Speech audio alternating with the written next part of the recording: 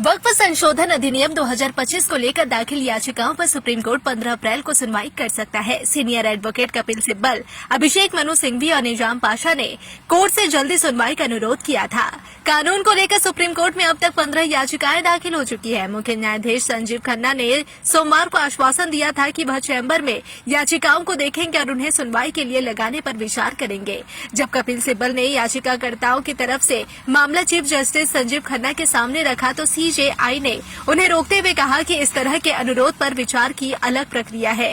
Court ने तत्काल सुनवाई से मना किया, लेकिन कहा कि याचिकाओं को जल्द ही लिस्ट किया जाएगा। सुप्रीम कोर्ट की वेबसाइट पर सुनवाई की अनुमानित तारीख 15 अप्रैल लिखी है। चीफ जस्टिस संजीव खन्ना ने कपिल सिब्बल को रोकते हुए कहा कि इस तरह के अनुरोध पर विचार की अलग प्रक्रिया है। वह चैम्बर में याचिकाओं को देखेंगे और उन्हें सुनवाई के लिए लगाने पर विचार करेंगे।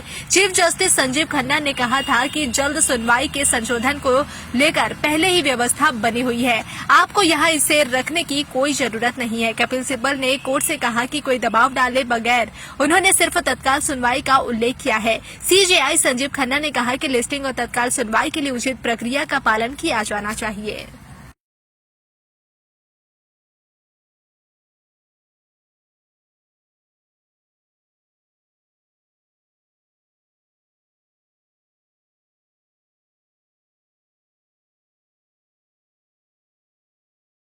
वक्फ संशोधन अधिनियम 2025 को लेकर दाखिल याचिकाओं पर सुप्रीम कोर्ट 15 अप्रैल को सुनवाई कर सकता है। सीनियर एडवोकेट कपिल सिब्बल, अभिषेक मनु सिंघवी और निजाम पाशा ने कोर्ट से जल्दी सुनवाई का अनुरोध किया था।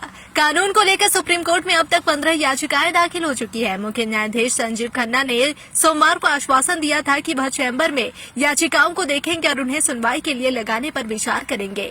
जब कपिल सिब्बल ने याचिकाकर्ताओं की तरफ से मामला चीफ जस्टिस संजीव खन्ना के सामने रखा तो सीजेआई ने उन्हें रोकते हुए कहा कि इस तरह के अनुरोध पर विचार की अलग प्रक्रिया है।